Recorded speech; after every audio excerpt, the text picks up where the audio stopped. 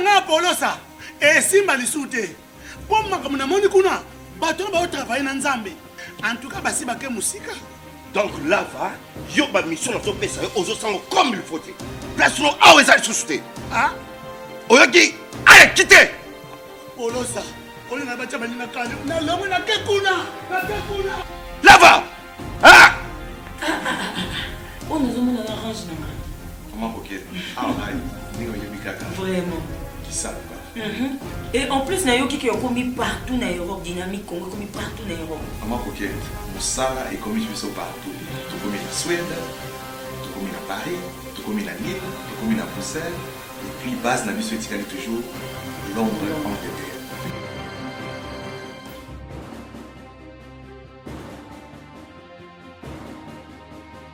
biso na dynamique Congo toza ko avancer na nkolo. Mesdames et messieurs, bienvenue. Nous parlons de ce qui se passe aujourd'hui. Deuxième partie, Critique Info. Le gouvernement, il paraît, je vais dire ça, et ils se sont mis d'accord. 42 postes pour le FCC et 23 pour Cash. C'est vrai que ça paraît difficile pour plusieurs personnes. Et surtout, il y a eu... D'abord, moi, je crois qu'il y a eu un problème de communication dès le départ. Il fallait un peu de sincérité dans ce qu'on était en train de faire comme politique. Nous sommes dans un système politique, une démocratie. Notre régime politique, c'est un régime semi-présidentiel. Il y en a même qui parlent de système semi-parlementaire ou tout ça. J'aimerais simplement faire comprendre un élément important. Lorsque nous sommes dans un système comme le nôtre, où la majorité parlementaire a l'exécutif, c'est-à-dire c'est elle qui tient l'exécutif, parce que le Premier ministre vient de la majorité parlementaire et c'est celui qui va former les gouvernements. Au cas où ils n'ont pas la présidence, c'est le Premier ministre qui forme son gouvernement, bien évidemment signé par le président. Et c'est le Premier ministre qui répond devant l'Assemblée nationale, devant le Parlement, et pas le président de la République. Mais il y a un élément encore important que l'on oublie aujourd'hui. Là, si on veut être froid, on veut réfléchir froidement. Le peuple congolais est allé voter le 30 décembre. L'élection a été chaotique. Ni la CENI,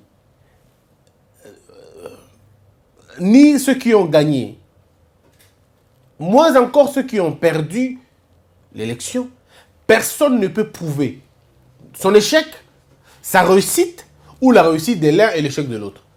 Nous nous sommes retrouvés dans une situation où on a été piégés de façon, je dirais, terriblement. Pourquoi? Parce que simplement, c'était fait comme ça, fait à dessein. Il fallait arranger la tricherie, organiser la tricherie pour gagner la majorité au niveau du Parlement. En réalité, le FCC savait qu'il n'avait pas de chance de remporter la présidence. Il le savait. Il savait que personne, en tout cas, quel que soit les cas, Moutanga, ma présidente de la République, il dans la bangote. L'opposition était partie pour gagner cette élection. Souvenez-vous de ce qu'on disait à l'époque. L'unité dans la diversité, on parlait même de l'unité dans la contradiction. Et vous avez vu vous-même, hein, Kebongo, eh bien, on a gagné, on a remporté les élections. Quand je dis on, c'est l'opposition à l'époque, parce que moi j'appartenais à cette plateforme politique, je veux dire de réflexion. Je n'étais ni de l'UDPS ni de la Mouka, mais j'étais contre le régime de Kabila, que j'estimais un régime d'abétisation et d'abrutissement, que j'estimais un régime sans cœur en fait, et sans aucune responsabilité. Et donc nous nous sommes battus contre ce régime-là. Et du coup, à la fin de compte, c'est que l'opposition a gagné les élections. Mais maintenant, bon, après, vous avez ce qu'il y a, les contestations et tout. Je ne suis pas non plus là-bas. Mais revenons maintenant dans le contexte de notre pouvoir aujourd'hui. La source de l'exécutif, c'est le Parlement. Si vous avez la majorité au Parlement, vous contrôlez l'exécutif. Et vous le contrôlez doublement. Vous le contrôlez en termes de contrôle parlementaire Et vous le contrôlez en termes de... C'est vous qui envoyez vos élus là-bas ou vos membres là-bas. Et donc, Félix Tshisekedi qui remporte une élection présidentielle sans députés, disons, sans la majorité parlementaire, sans la majorité au niveau des assemblées provinciales, sans la majorité des gouverneurs, ça reste un président qui n'a pas de béquille, en fait. Ça reste un président assez fragilisé au sein du Parlement. Et donc, la logique veut qu'il soit en alliance avec ceux qui ont la majorité parlementaire. S'il ne le fait pas, alors il doit avoir beaucoup plus de courage pour traîner les pieds jusqu'à créer une crise permanente entre les deux formations, c'est-à-dire l'exécutif et l'Assemblée nationale, pour lui permettre de dissoudre l'Assemblée nationale. C'est un plan. Mais comment vous allez mettre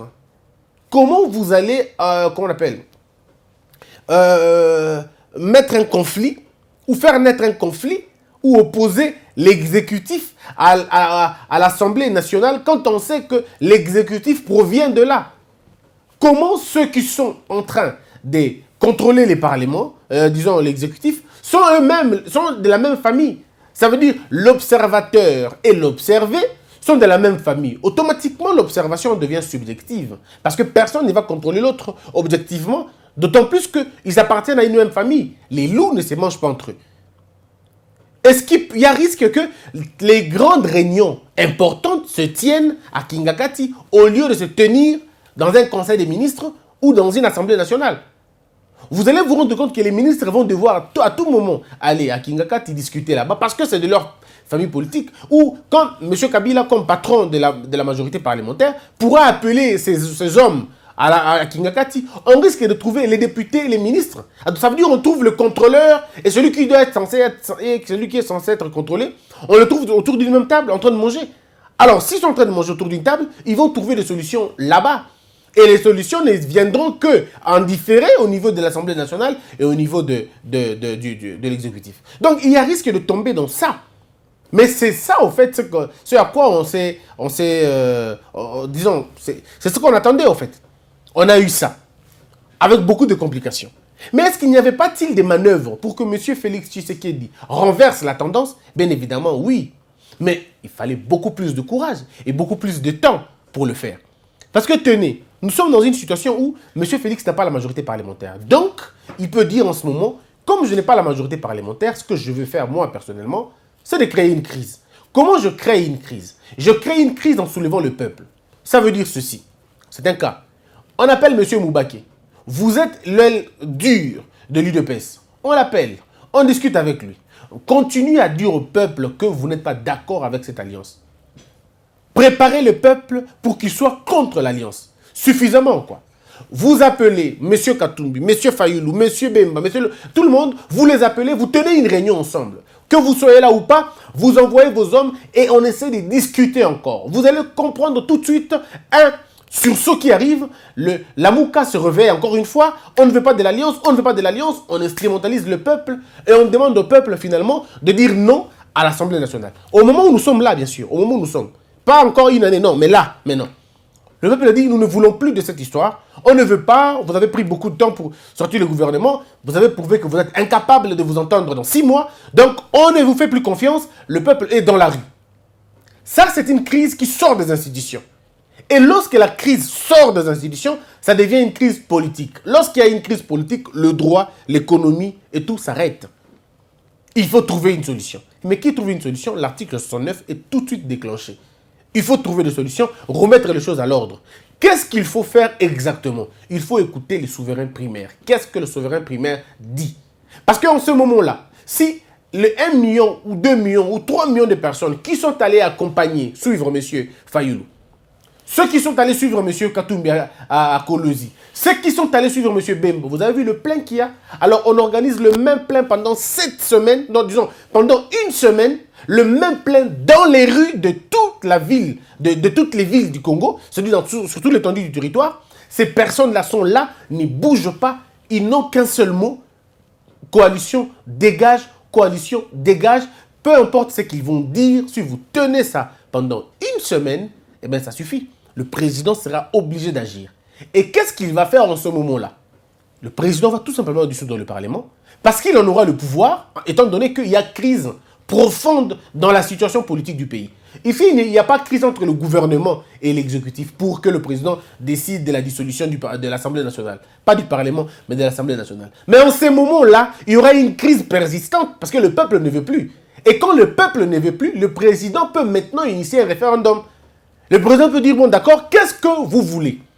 Et le peuple va dire tout simplement que nous ne voulons pas de ce régime. On ne veut plus de cette Assemblée nationale, on ne veut plus de ce Parlement. Nous n'avons plus de confiance en eux. Ce que nous demandons, c'est dissolution exacte et totale de l'Assemblée nationale. En ce moment-là, si ça marche, bien évidemment, je le dis ici qu'il faut du courage, le président peut aller tout de suite en créant le conseil de réforme, comme l'avait proposé M. Martin Fayulu. Le conseil des réformes des institutions de la République. Et là, on peut nommer M. Fayulu s'il veut, ou quelqu'un d'autre. Et on nomme le conseil, c'est vrai, mais aussi un conseil législatif qui va finalement faire office de l'Assemblée nationale, du Parlement. On aura peut-être 40 personnes ou 45 personnes qui vont prendre le soin de remettre tout en ordre, tout en marche. En ce moment-là, on revient sur les articles de la Constitution qu'on estime importants, qu'on estime bien. Le professeur Mbata, le professeur Bochab, le professeur Njoli, le professeur Kamoukoun, ils sont nombreux. Beaucoup de professeurs de droit sont là. On les met ensemble et vous leur donnez 3-4 mois. Réfléchissez sur une nouvelle constitution qui va nous amener quelque part, qui va nous amener des très bonnes institutions et qui va répondre des choses bien. Parce que je rappelle ici, par exemple, un élément important. Monsieur Félix Tshisekedi avait promis aux Congolais que quand il sera président, il va arrêter cette question des provinces 7. On reviendra à 11. Parce que, vous le savez très bien, en dehors des États-Unis d'Amérique, je ne vois pas un pays qui a réussi à se développer avec votre histoire de décentralisation. En tout cas, je ne vois pas dans mon imagination. La France a essayé, mais vous avez vu depuis Louis XIV, la France était dans cette histoire de décentralisation, mais vous avez vu que la France est en train de proposer qu'on fasse la jonction de certains départements, qu'on puisse revenir à l'ancienne formule. Parce que vous avez, avec nous, vous ne pouvez pas décentraliser si vous n'avez pas l'énergie, si vous n'avez pas la possibilité d'avoir plusieurs usines, plusieurs opportunités d'emploi, plusieurs infrastructures. Si vous n'avez pas cette possibilité-là, vous ne pouvez pas réussir. Ça va être de poches de résistance et ça peut créer des problèmes plus tard. La balkanisation peut arriver très facilement dans un pays où la décentralisation a précédé l'urbanisation, a précédé les infrastructures. Donc, mais pour réussir cette promesse-là, il faut qu'on touche la Constitution. Or, si on touche la Constitution, en ce moment, avec cette Assemblée nationale, on ouvrira beaucoup de brèches, on leur donnera beaucoup plus la possibilité de tripatouiller beaucoup de choses. Donc, la seule façon de faire les choses en ce moment, c'est de dissoudre le Parlement, je ne parle pas de l'Assemblée nationale, le Parlement. Tout en sachant que si l'Assemblée nationale tombe, le Parlement tombera aussi, en vertu du principe, lorsque le principal tombe, l'accessoire suit. Et donc, d'une manière ou d'une autre, il y avait ça comme possibilité aussi. Ben, est-ce qu'il le fait ou pas? Parce que quand il le fait, c'est une mise à l'épreuve de l'armée. Est-ce que l'armée va dire quoi? L'armée va obéir à Kingakati ou l'armée obéira à l'état-major? Le Congo a des savants en armée. Le général Ilouki, les généraux, ils sont nombreux. Je ne sais pas si le général Tembele est encore vivant. C'est des noms qu'on entendait quand on était tout jeune. C'était pratiquement des savants. Il y avait des BAM, il y avait des BEM, il y avait des gens suffisamment, je dirais, matures politiquement, enfin, disons militairement. C'est des gens qui pouvaient travailler à l'OTAN.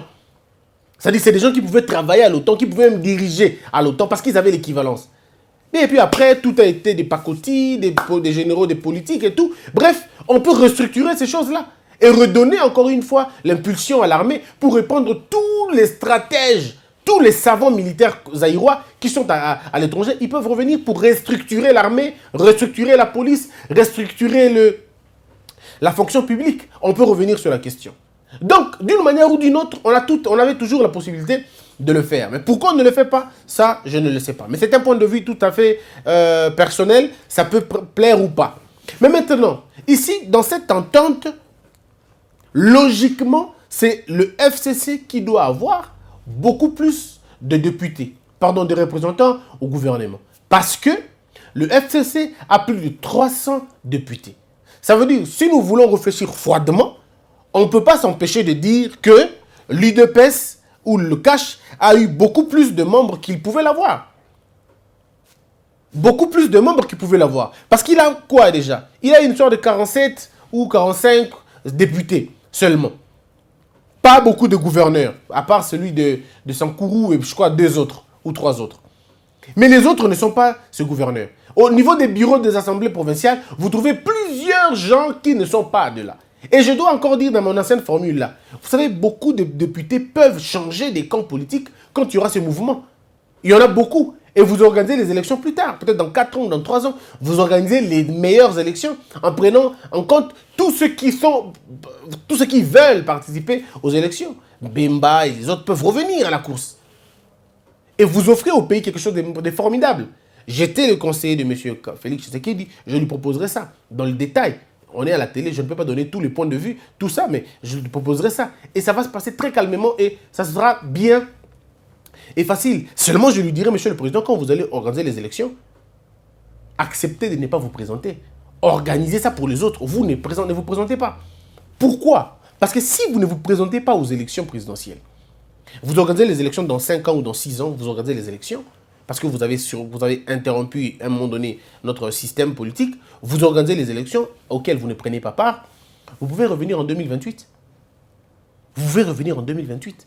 Parce que si vous organisez les élections dans les 5 ans qui arrivent, des très bonnes élections, vous ne prenez pas part à ces élections-là, vous revenez en 2028, on vous élit tout de suite. C'est l'erreur que M. Kabila avait commise.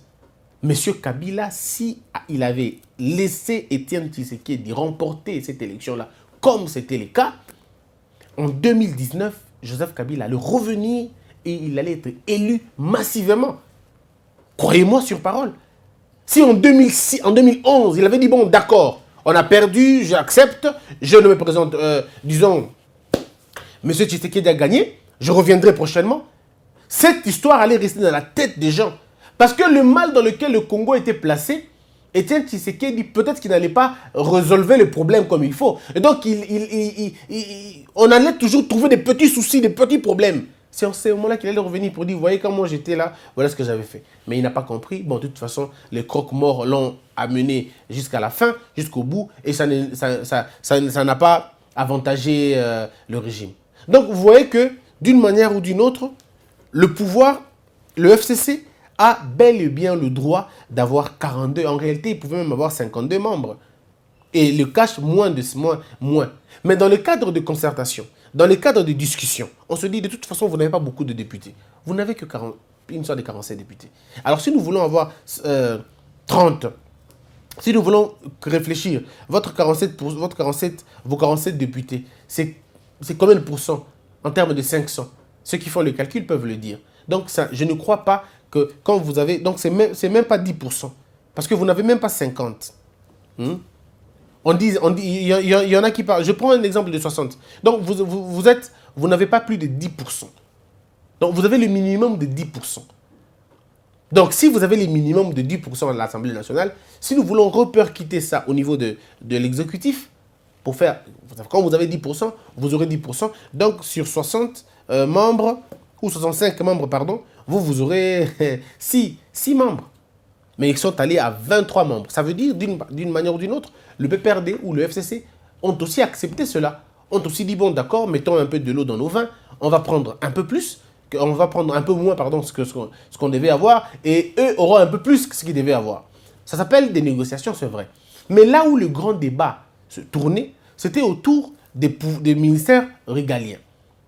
C'était là les grands débats. Ils ne s'entendaient pas autour de ces questions-là.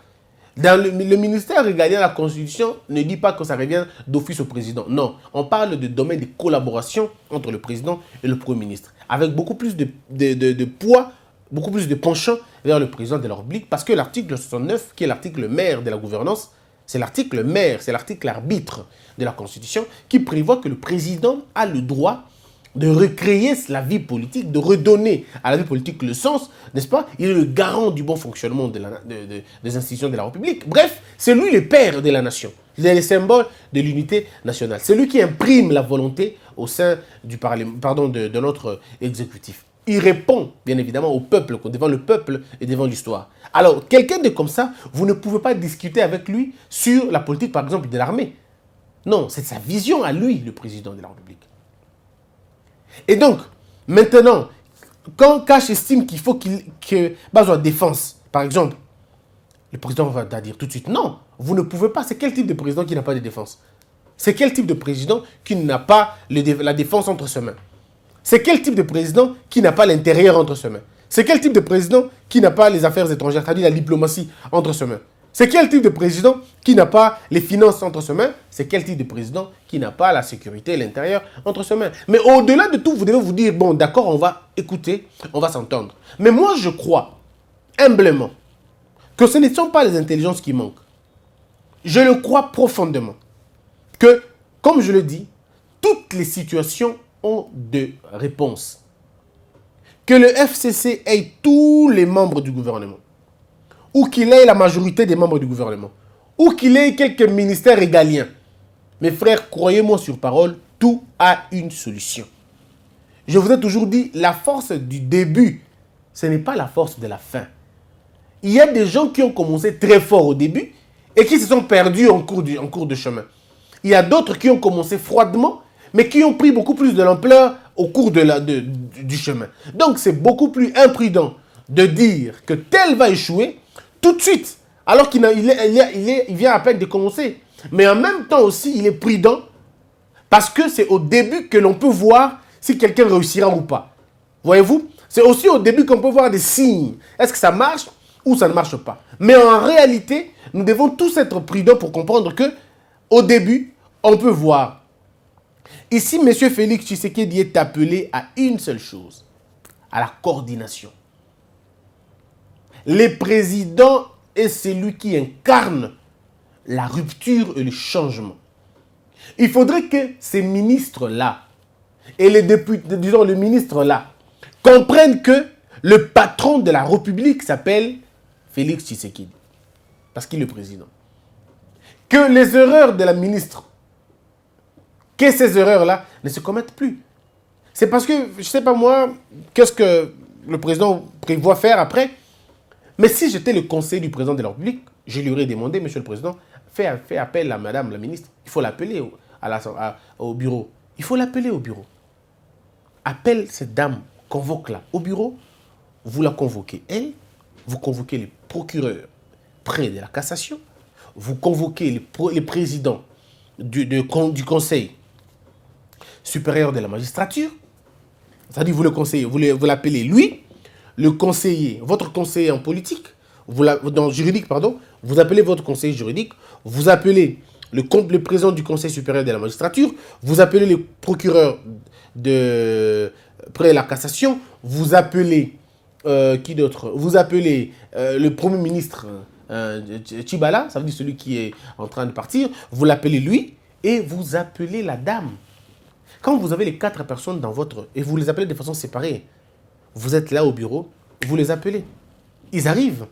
Et quand la dame ministre arrive, elle trouve toutes ces personnes-là assises, je crois qu'elle va se dire, mais ici, il y a un problème. Et là, vous n'êtes pas gentil avec elle. Vous leur demandez, madame, signez les ordonnances. Oh non, monsieur, j'ai dit signer les ordonnances. Si elle ne signe pas les ordonnances, le procureur, près la cassation, constate insubordination, refus d'obtempérer. Le président est là. Le procureur doit agir. Et si le procureur n'agit pas, le président du conseil supérieur de la magistrature est là.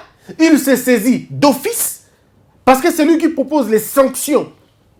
Quand des magistrats, il constate le laxisme du procureur près la cassation. Et par-dessus tout, vous demandez au Premier ministre en ce moment-là de signer en vertu du principe qui peut le plus, peut le moins. Il va signer. C'est fini. L'affaire est réglée là. Immédiatement, l'affaire est réglée. Et par là, vous avez déjà la possibilité de mettre en péril tous les autres. Il y a toujours des solutions dans toutes les situations. Je vous ai l'autre fois raconté l'histoire de Poutine. Premier ministre à l'époque. Vous avez vu ce qu'il a fait? C'était comme ça en fait. En Corée, c'est la même chose. On va dire que c'est une dictature, mais c'est la même chose en fait. On vous donne une mission à accomplir, vous ne la faites pas, eh bien le président agit. Il agit tout de suite. Il vous appelle, il prend des mesures urgentes et immédiates. Mais c'est à vous de voir. Je crois qu'il n'y a que de cette façon-là que certaines arrogances peuvent s'arrêter. Donc, que vous soyez 42 ministres et vice-ministres, 23 ministres et tout, vous dépendez du président de la République. Et le président ne négocie pas ce qu'il entend. C'est la vision du président et du Premier ministre qui est appliquée. Et dans le conflit entre la vision du président et du Premier ministre, c'est la vision du président qui prime. Et c'est là le plus grand problème. Donc quand vous avez un président qui ne châtie pas, qui n'arrive pas à persuader les gens qu'à tout moment je peux vous faire sauter, à ce moment-là, les gens n'auront pas peur. Et je crois que c'est comme ça. Le président, quand on a dit aux Congolais que le cabinet du président fait la honte, que le président n'a jamais rencontré ses conseillers, vous avez vu, il n'y a pas longtemps, pouf, il a reçu ces gens et il leur a dit des mots durs. Des mots durs. Vous êtes léger, vous êtes dans une légèreté totale, et tout, et tout, et tout. Vous avez vu, non? Et est-ce qu'aujourd'hui, depuis 2 jours, il n'y a plus de photos? Peut-être que ça va revenir encore. Bon, peut-être qu'il a interdit, peut-être que ça va revenir, on ne sait pas. En réalité, voilà un peu ce que l'on peut faire si nous voulons changer les choses de façon radicale. Le président doit initier des très grandes réformes. Oui, quand le président propose des réformes, il fait le suivi de ces réformes-là. Que vous soyez ministre de la Justice du FCC ou pas, si le président estime qu'il faut qu'il y ait des réformes de justice, ça marche toujours. Voilà pourquoi, dans ces conditions, il y a encore une autre parade. Je vais terminer par là. Souvenez-vous qu'on avait demandé au président d'avoir une cellule secrète. C'est pour pallier à cela. C'est pour pallier à ça. Regardez, si le président n'a pas la justice entre ses mains, il n'a pas l'intérieur entre ses mains, comment va-t-il faire pour dénicher les plans, le secret et tout le reste? Comment va-t-il faire? Il ne va pas s'y mixer là-bas, n'est-ce pas? Il va passer par le Premier ministre. Mais si le Premier ministre est de la même famille politique que le ministre de l'Intérieur, vous voyez qu'il y a un bloc. Alors, qu'est-ce qu'on fait généralement? Il faut maintenant que le cabinet du président soit un cabinet solide. Il faut que le cabinet du président soit un cabinet solide. Qu'est-ce que j'entends par un cabinet solide? J'entends par un cabinet solide, un cabinet qui ne laisse aucune chose passer. Ça veut dire un cabinet qui va contrôler le pouvoir un peu comme le Parlement, mais de façon secrète. Ça veut dire le président met assez de moyens pour avoir une cellule secrète qu'on ne connaît pas, qu'on ne voit pas, mais que des gens qui travaillent que pour contrôler les ministres, qui ne sont pas de l'obédience du président. Et donc, dans tout ce qu'ils font, dans tout ce qu'ils disent, dans toutes les transactions, vous avez vos gens à la banque, vous avez les gens dans les frontières, vous avez les gens partout qui vont apporter au président des raisons et des vrais comment on appelle ça, des preuves, n'est-ce pas, des malversations et tout ça. Et que le président, tout le jour, le président se rapporte. Et il tient ses réunions secrètes partout. Je ne sais pas tout donner comme détail ici, mais c'est comme ça au fait. Si vous avez un conseiller principal du président, conseiller principal en matière de justice, vous avez un monsieur tel. Il est connu, tout le monde le voit. Mais à côté, il y a une cellule de justice, une cellule de droit, pardon, qu'on ne connaît pas, qu'on ne voit pas. Et que le conseiller lui-même, que le conseiller juridique du président ne connaît pas. Il n'y a que le président qui connaît. Comment ça se passe? C'est que ces gens-là sont derrière les grandes réformes. Eux, ils font le tour de tout l'appareil judiciaire, proposant au président les noms des gens qu'il faut virer, et les noms des gens qu'il faut garder, et les noms des gens qu'il faut changer. Est-ce que vous voyez ce que ça fait? C'est que ça fait. Alors donc, du coup, le PPRD, le FCC, vont être court-circuités. Ils vont se réveiller un matin comme ça, mais ce sont les révélations terribles, troublantes. C'est comme ça que l'on fait. Si vous pensez que vous êtes mis à l'épreuve, eh bien, opposez le peuple à ceux gens que le peuple n'aime pas. C'est simple. Vous montrez leur incompétence au niveau du peuple. Et c'est tout. Vous voyez, qui ministre de la justice, l'État et de la Kibu. C'est un scandale d'État. En ce moment-là, le président a le devoir de prendre des mesures urgentes. Suspension. Il est suspendu. Kingaka a remplacé quelqu'un d'autre. Et vous pouvez dans 5 ans finir tous les gens du FCC. Non, même Makambouana. C'est-à-dire vous ne les piégez pas. Non, mais vous sortez caca. Bango peut Voilà pourquoi il faut trouver des gens qui n'auront pas de problèmes. Des gens qui ne seront pas cités dans des bêtises.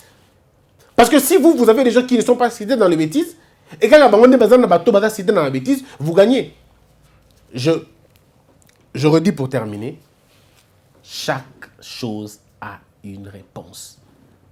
Karl Marx disait, les problèmes viennent très souvent là où il y a des solutions. Seulement les hommes ne sont pas suffisamment concentrés. Concentrons-nous. Tous les problèmes ont des solutions. L'occupation a une solution. La dictature a une solution.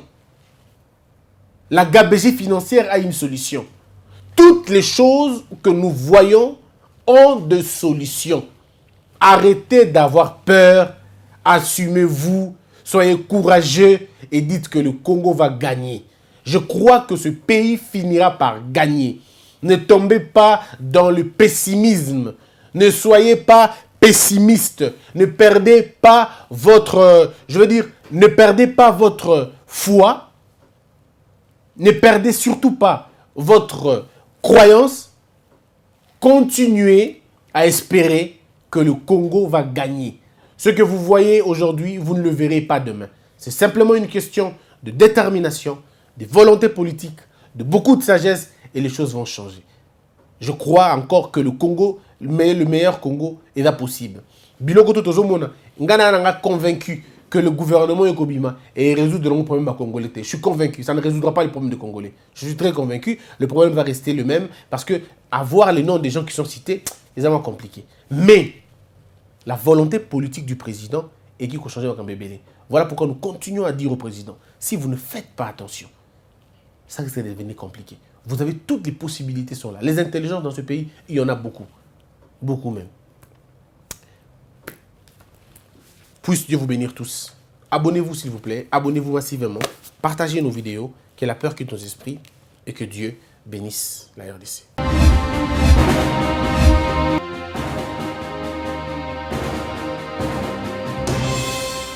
Patron nga Polosa. Et simba lisute. Pour makamuna moni kuna. Patron ba travailler na Nzambe. En tout cas basi bake musika.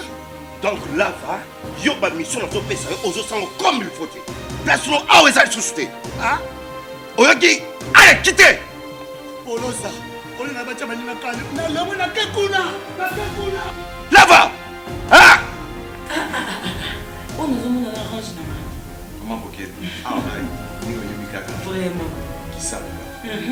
Et en plus, il y a qui ont commis partout dans l'Europe, dynamique, Congo, commis partout dans l'Europe. Comment Pocket? Ça est commis partout. Tout comme en Suède, tout comme à Paris, tout comme à Lille, tout comme à Bruxelles. Et puis, base la mission est toujours Londres, Angleterre.